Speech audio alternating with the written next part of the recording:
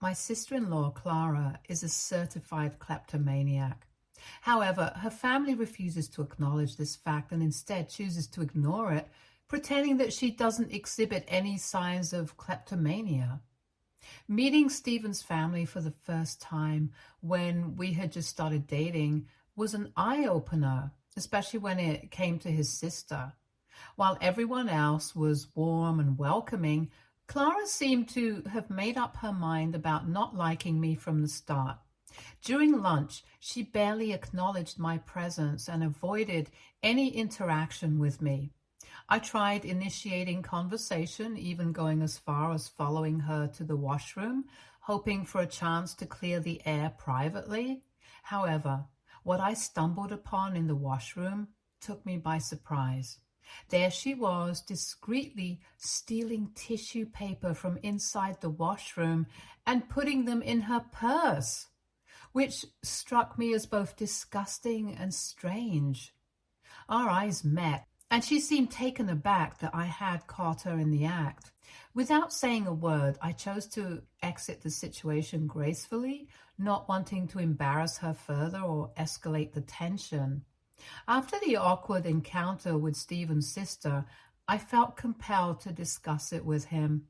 However, his response caught me off guard. He simply laughed it off, dismissing her behavior as not a big deal, suggesting she probably needed the tissue for something.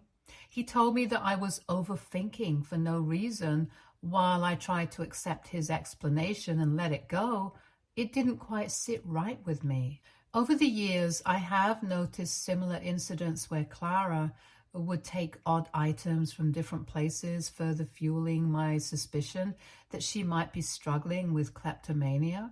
For example, one time Stephen's mother, Janice, invited me to go shopping with her. I was excited to spend some one-on-one time with her. However, upon arriving at the mall, I realized that Clara, Stephen's sister, was also joining us. I greeted her politely, but she curtly nodded her head towards me in acknowledgement without saying a single word. While Janice and I went around the mall looking for some new clothes, Clara followed us all along. When we were trying out clothes, I noticed that Clara kept entering the fitting rooms with clothes, but never came out with any of them. She would comment that none of the dresses looked good on her or suited her, even though she had tried on quite a few. Initially, I didn't pay much attention to this, thinking it was just her particular taste. Later, when we came out of the store and stopped for ice cream after our shopping spree, Clara generously offered to pay for everyone. As she opened her bag to retrieve her wallet, I noticed a familiar blue dress inside. The same one she had tried on earlier in the trial room and dismissed by saying it was too tight for her. I couldn't understand what the dress was doing in her handbag, and it raised a red flag in my mind. So I asked her when she had bought the dress from the store, since I hadn't seen her make the purchase. My question caught the attention of Janice, who also looked back and noticed the dress in her daughter's bag. Clara quickly tried to conceal the dress by closing her bag and avoiding looking at me directly. It was quite apparent to me that Clara had clearly stolen the dress, and I just stared at her incredulously as she stammered to come up with an excuse. However, Janice then interrupted to downplay the seriousness of the matter, mentioning that maybe Clara had done that by mistake, and that many people sometimes accidentally take things from the store. I was taken aback by her reaction, and I guess mother-in-law must have noticed my face change because she immediately backtracked on her words. She tried to clarify that she had no idea that Clara would do such a thing and we should just forget about it. I argued back that if it was indeed an unintentional oversight, then we should rectify it by returning the dress. However, Janice insisted that going back to the store was unnecessary. She pointed out that the store was a large multinational corporation with plenty of clothes, implying that if Clara indeed stole this one dress, then it wasn't really a significant loss to them. Despite her attempts to dissuade me, I stood my ground firmly. I insisted that I would go back and pay for the dress, and they could either accompany me or I would go alone. Reluctantly, Janice and Clara agreed to accompany me back to the store, and in the end, I had to pay for the wretched dress since apparently Clara didn't even have enough money to pay for it. The whole incident just left a bitter taste in my mouth. Later that evening, I tried to talk to Stephen about what had happened.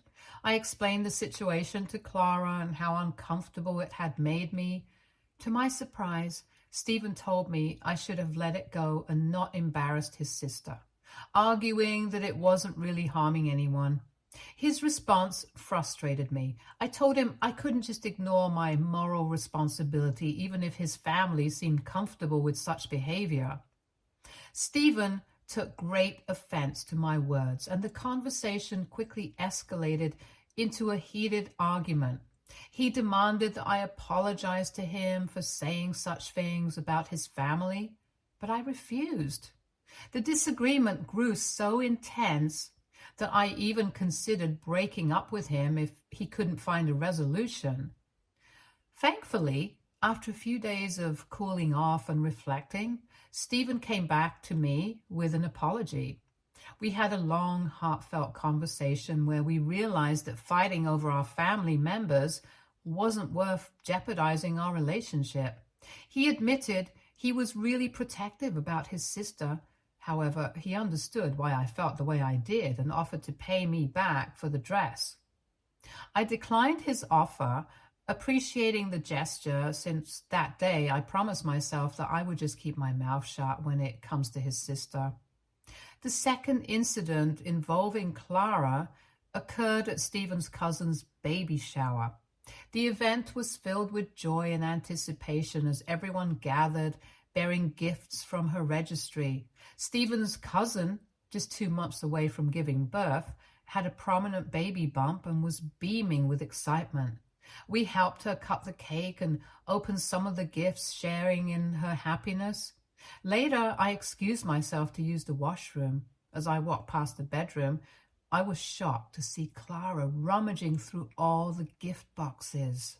She was sifting through the presents, clearly looking for something to steal, and my heart sank as I realized what she was about to do. Clara was planning to steal from an expectant mother who needed these items far more than Clara did.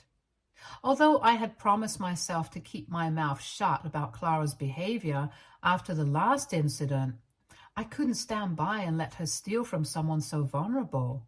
The thought of an expectant mother being deprived of essential items for her baby because of Clara's kleptomania was too much to bear. Despite my resolve to avoid conflict, I knew I had to intervene in some way. Knowing that Clara would be embarrassed if caught, I decided to handle the situation subtly. I walked back a few steps and cleared my throat, pretending to pass by again, hoping Clara would get the hint. As I approached the bedroom, I greeted her casually, making it seem like I had just happened to be passing through. Clara's reaction was immediate. She quickly stopped rummaging, got up, and exited the bedroom to rejoin the guests in the living room. I watched her go, shaking my head in disbelief at the lengths she would go to indulge her compulsion. It was clear to me just how problematic and inappropriate her behavior was, and it left me feeling even more uneasy about her presence at family gatherings.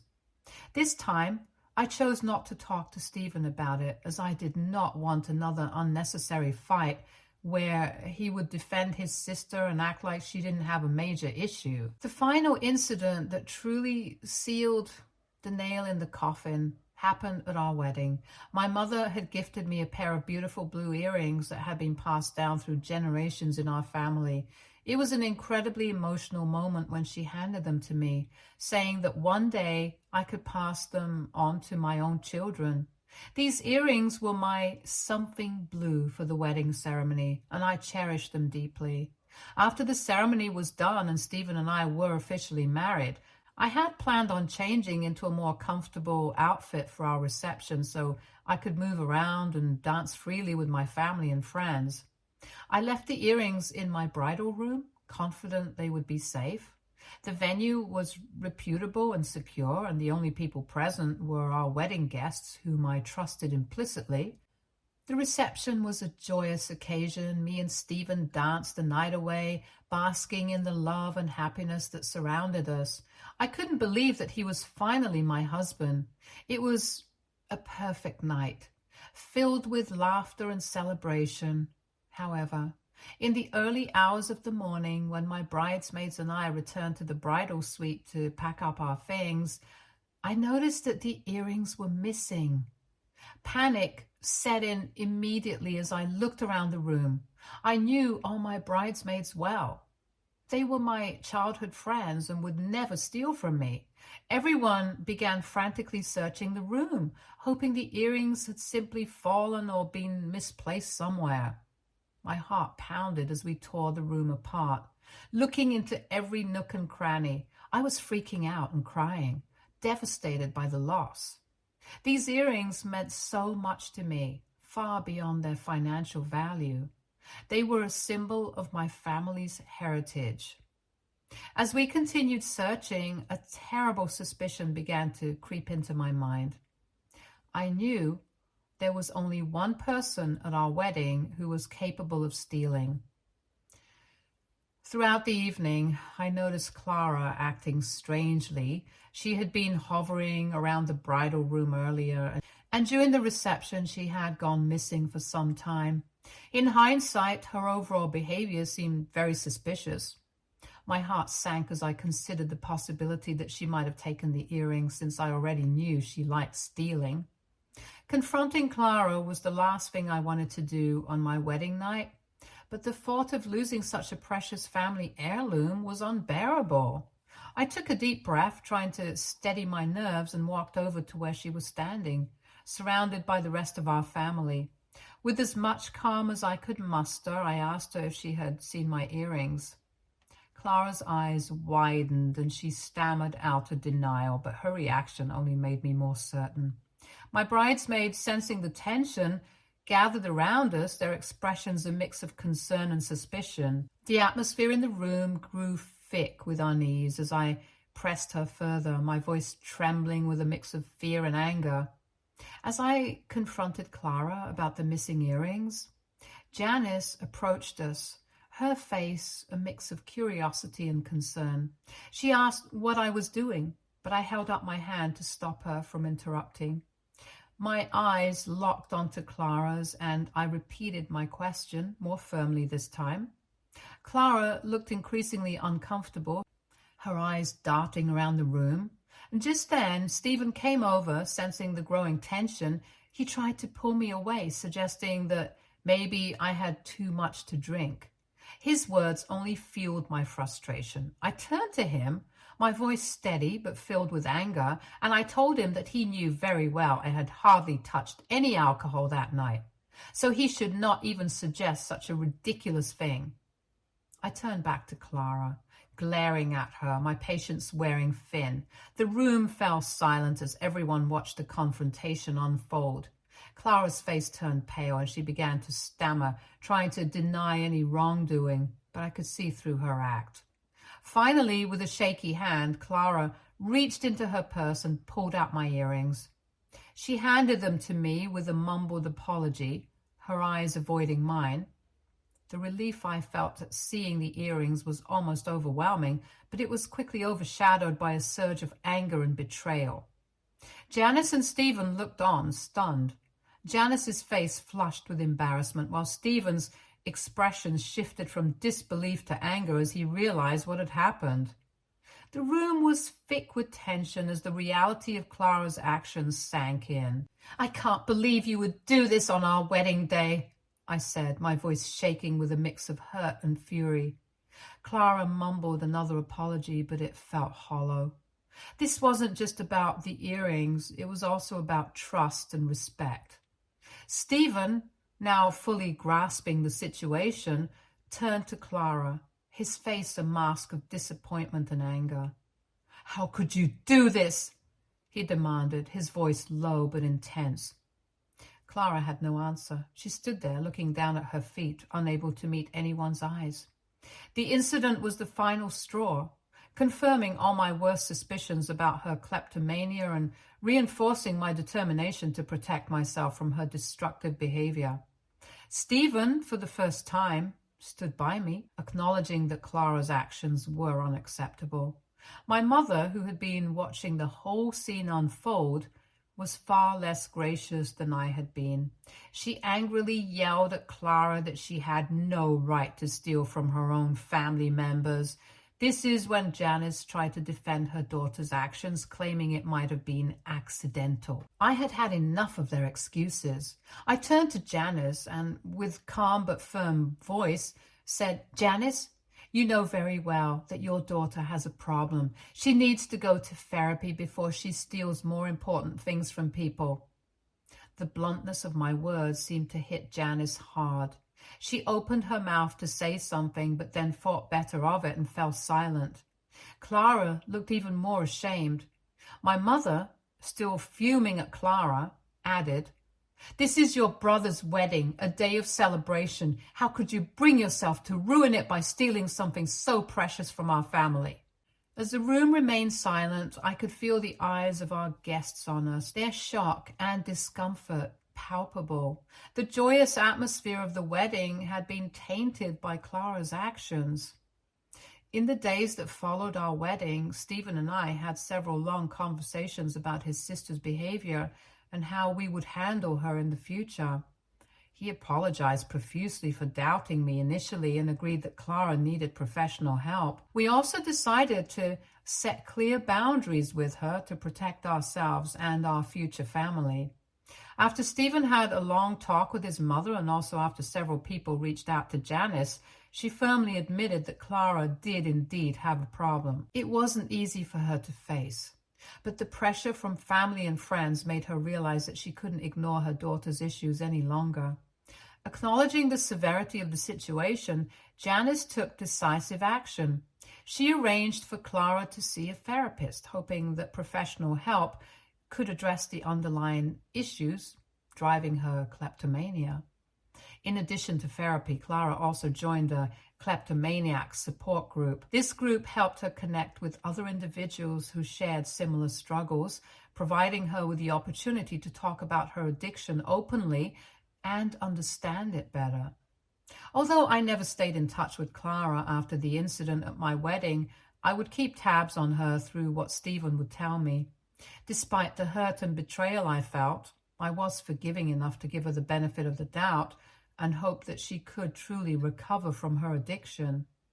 Over the years, Clara seemed to improve significantly. She even met someone from her support group who understood her struggles and eventually became her husband. To our surprise, Clara and her partner had a shotgun wedding one day, choosing to keep it very private. They didn't invite anyone and only informed us through Janice the night after the wedding had taken place.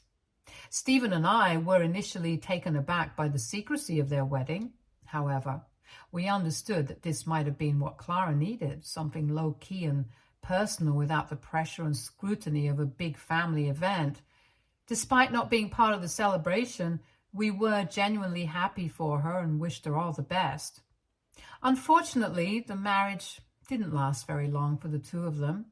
It turns out Clara's husband was caught stealing important documents and equipment like keyboards and mouse from his workplace.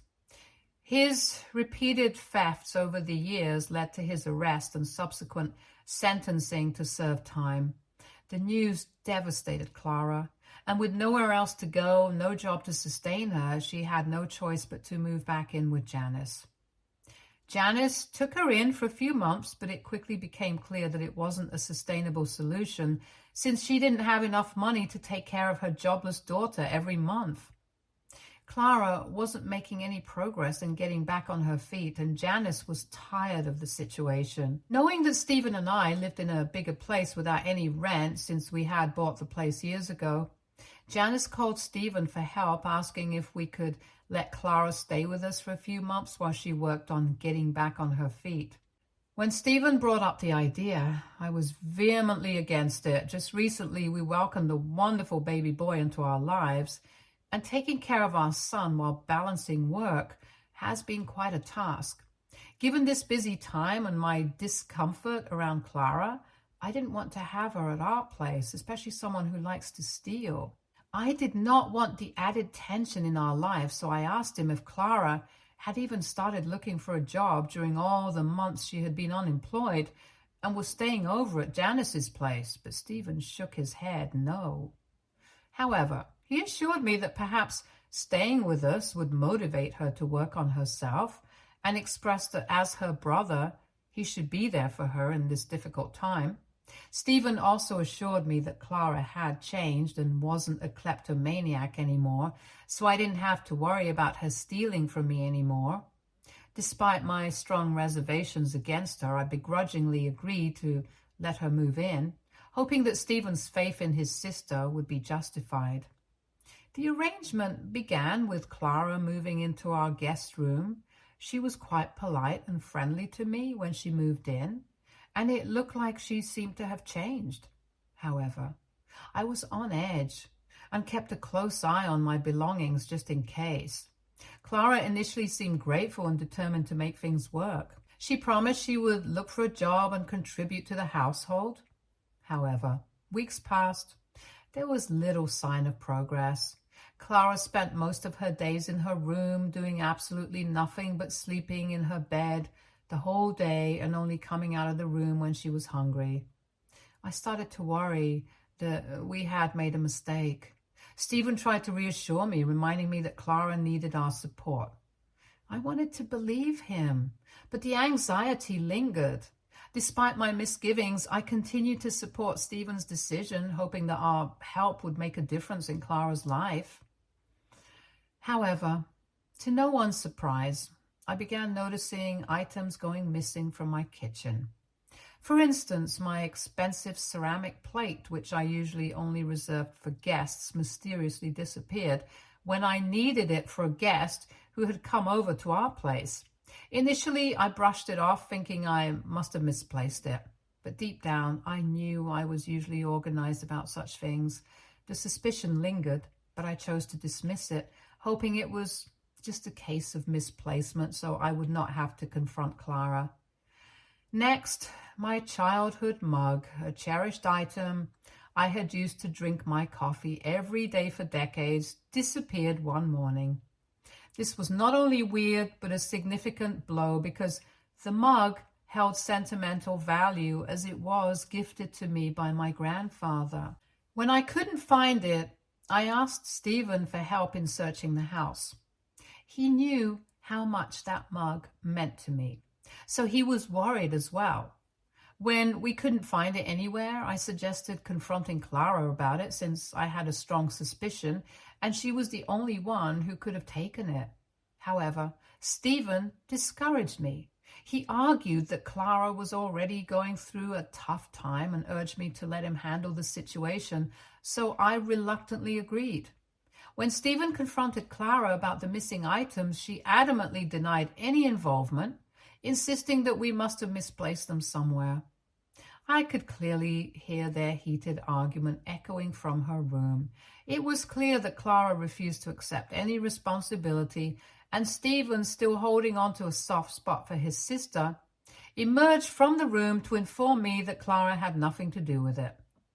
I scoffed at his delusional behavior. It was hard to believe that Clara, given her history, would suddenly be innocent in this situation. Frustrated and feeling like I had to take matters into my own hands, I began locking away all my important belongings in a safe. I even went as far as purchasing another safe from Amazon specifically to secure my expensive perfume bottles and makeup items. Stephen thought my actions were ridiculous and accused me of not trusting his sister.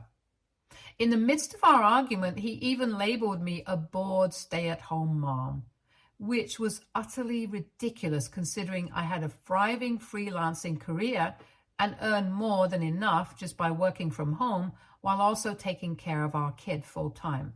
I argued back passionately, insisting that he had no right to call me that.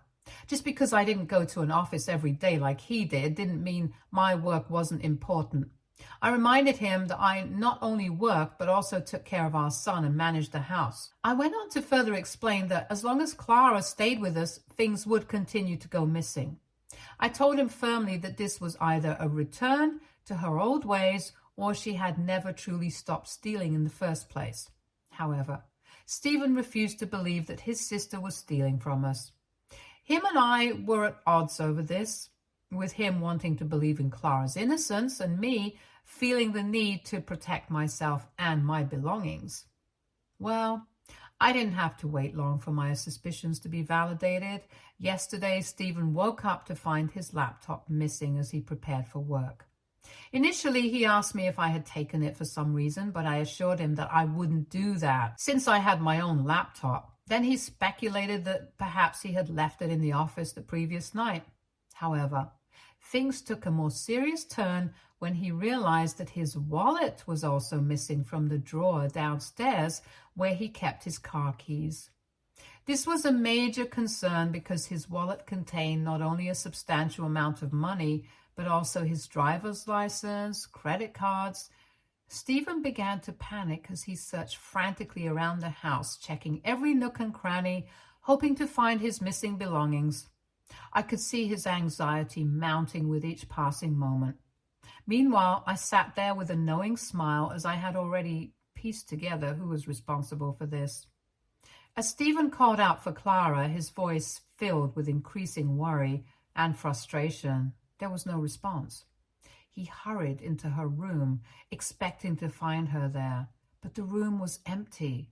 He continued to call out for her, his voice echoing through the house, but there was still no answer.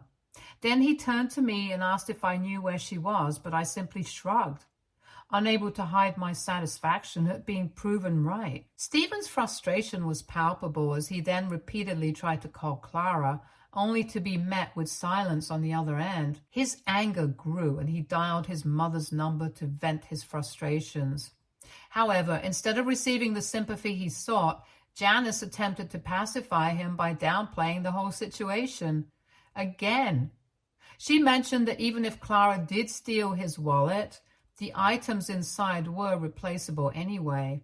This further infuriated Stephen. He erupted in anger during the call, telling her that Clara had no right to steal from him when he had been defending her to me all this while.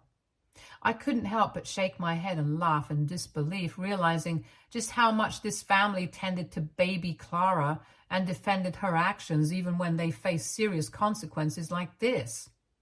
When Clara finally decided to return home in the evening after not picking up Stephen's calls all day, she looked like she had just come from a bar, clearly intoxicated.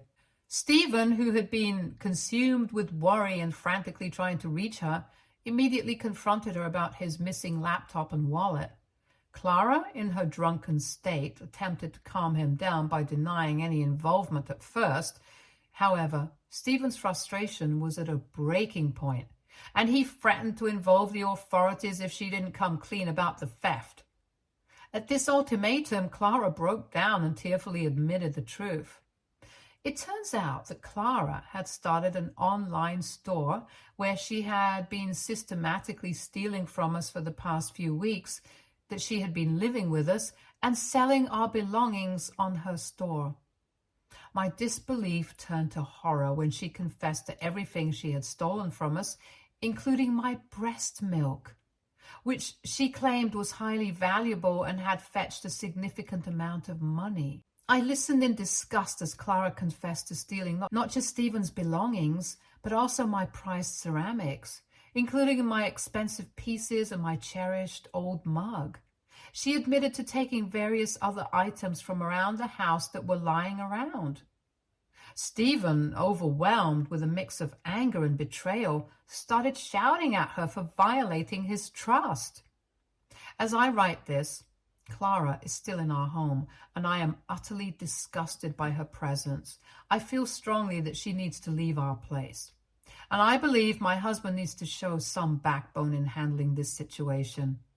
Out of all the things she has done, I can't believe she has been stealing my breast milk, which is intended just for my baby. I want to call the police on her, but I know it will drastically spoil my relationship with my husband. AITA? If I kick my sister-in-law out after everything she's stolen from us? Update 1. Wow, when I posted this last week, I had no idea that my post would become this popular. It's quite amusing that some of you have been suggesting I leave my husband over this situation. I'm not going to break up my marriage just because Stephen has a kleptomaniac sister. Like many people, my husband has a soft spot for his family, and that's something I understand and respect. Despite our disagreements regarding his sister, he is the one who has suffered the most after his laptop and wallet were stolen by her. Also, if I forgot to write this earlier, I am mentioning it now. Clara did return his credit cards, but she had already sold the wallet and laptop and used whatever cash she found in his wallet for drinking at a bar. Now, coming on to the main update, I reached a point last week where I had to put an ultimatum on my husband. Either he asks his sister to move out, or I take our son to my parents' place if Clara continued to stay with us. I couldn't tolerate living with someone who would steal my breast milk to earn money from random strangers. It was creepy and disgusting. Surprisingly, Stephen admitted that he had been contemplating the same thing. He was relieved that I brought it up and assured me that he would ask her to leave. We both sat down to talk to his sister and gave her a day's notice to move out immediately. Initially, Clara panicked and called Janice in desperation, who in turn called Stephen to change his mind. However, Stephen had reached his limit and firmly stated that Janice needed to take care of her own daughter because he needed to prioritize me and our baby. He also didn't hold back in informing Janice about all the weird things Clara had been stealing from us, which effectively silenced Janice. Clara officially moved out yesterday, and I know it's not very nice of me to say this, but I am glad that she's finally gone from our lives. I'm also glad that she did what she did because now my husband has learned his lesson, and he will never agree to invite her to stay with us, which brings me a great sense of relief. Stay tuned for more stories from our girl relationships.